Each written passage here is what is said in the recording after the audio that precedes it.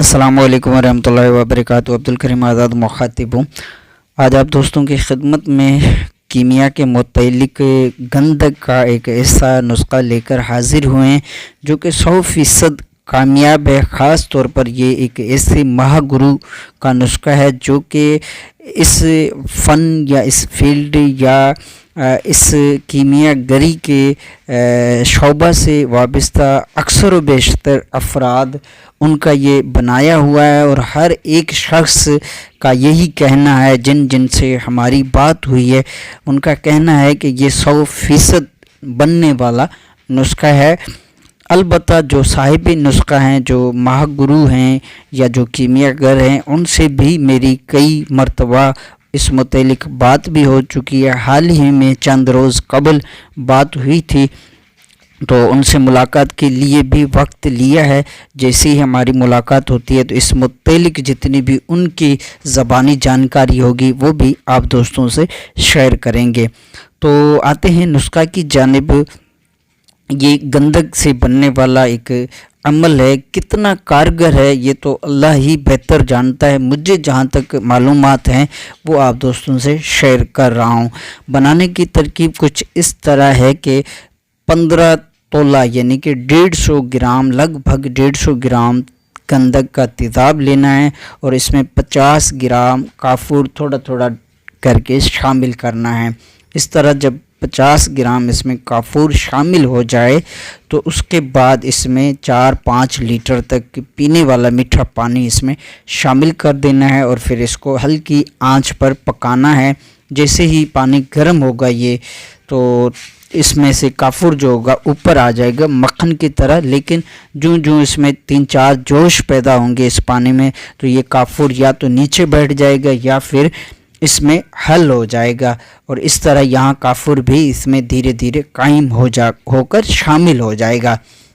फिर इसको इतनी देर तक पकाना है कि 1.5 लीटर या 1 लीटर 1.5 लीटर हद ज़्यादा 2 लीटर तक पानी जब बचे तो फिर इसको नीचे उतार लेना है और इसे ठंडा होने के लिए रखना है। जब ठंडा हो जाए या हल्का गर्म रहे तो भी कोई हर्ज नहीं, उस वक्त इसमें 200 ग्राम मीठा सोडा जो कि खाने वाला सोडा होता है वो इसमें से बारीक करके मीठा सोडा उसे छान भी लीजिए ताकि उसमें कोई गंद कचरा भी शामिल हो तो वो निकल जाए। तो उसके बाद थोड़ा थोड़ा करके इसमें मीठा सोडा जो है एक एक चुटकी इसमें शामिल करना। याद रहे कि यहाँ पर लफ्ज़ इस्तेमाल किया है एक एक चुटकी, इसको आपने अहमियत देनी है। वजह इसकी ये कि अगर आपने जल्दबाजी की और ज़्यादा मिकदार में आपने मीठा सोडा इसमें शामिल किया तो यहाँ पर रिएक्शन पैदा होगा और यहाँ पर जोश पैदा होगा यानी कि उबाल खाएगी।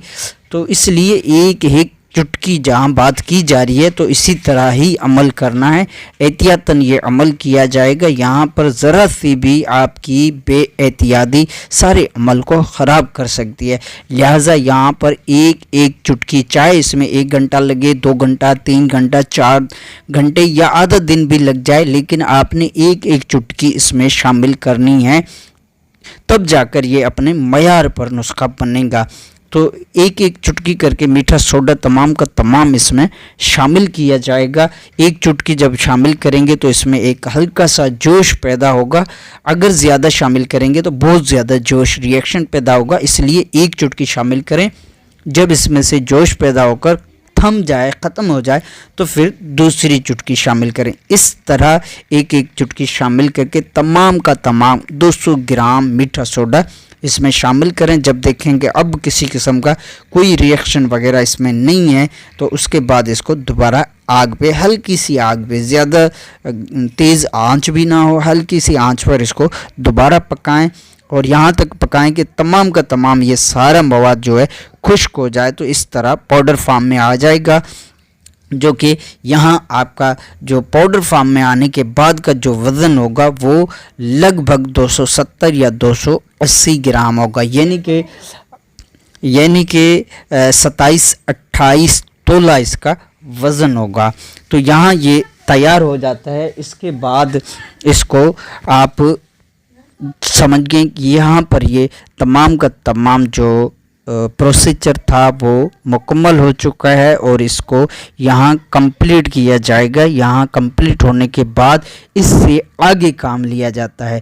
आगे काम जहाँ तक साहिब नुस्खा के मुतालिक जो मैंने उनसे बात की या दीगर लोगों ने बनाया है, तो जिसने बनाया है वो नहीं जानता कि इससे आगे क्या काम लिया जाता है, लेकिन इससे साहिब नुस्खा 100% काम लेता है। किस तरह लेता है कोई नहीं जानता। तो साहिब नुस्खा से मेरी इस मुतालिक बात हुई तो उन्होंने कहा कि आप मेरे पास आ जाएं, फिर मैं आपको समझाऊंगा कि कैसे और किस तरह काम लिया जाता है। बस जो अफराद हैं जिनका इस मुतालिक तजुर्बा है, जिन को वहाँ सामने बिठाकर इन्होंने बनवाया है, उनका कहना है कि इसको साहिब नुस्खा जो माहिर गुरु हैं वो इसका आगे तेल करते हैं, यानी कि ऑयल में तब्दील करते हैं। कैसे करते हैं कोई नहीं जानता, सिर्फ उस एक को ही पता है कि कैसे तेल होगा। जहाँ तक मेरी बात है, मैंने इनसे बारहा पता किया कि भाई इसमें क्या राज है, क्या टेक्निक है।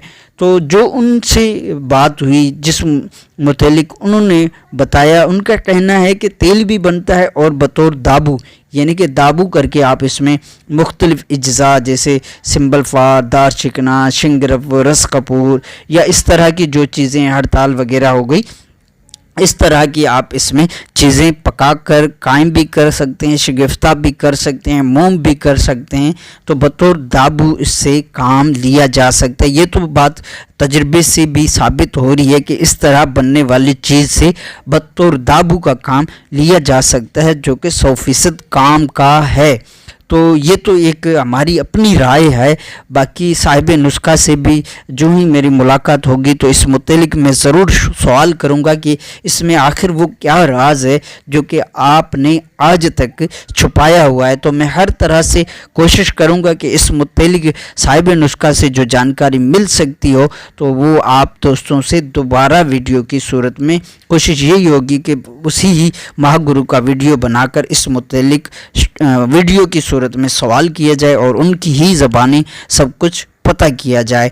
तो जैसे ही उनसे ये उसके ज़ात पर मुनहसर है कि वो वीडियो की इजाज़त देते हैं या नहीं, अलबत्ता जो भी बात हुई वो आप दोस्तों से ज़रूर शेयर की जाएगी। जहाँ तक मेरी अपनी तजुर्बे की बात है तो मुझे ये इंतहाई बेहतर इस एतबार से लगता है कि इसका दाबू बनाकर इससे कई तरह के काम लिए जा सकते हैं, जो कि 100% गारंटी से ये बतौर दाबू, क्योंकि इसमें तेज़ाब की गंधक यानी कि गंधक तेज़ाब की जो शामिल है, गंधक वो भी है, काफूर भी इसमें कायम है, सोडा भी है। तो ये दाबू इंतहाई बेहतर काम करेगा।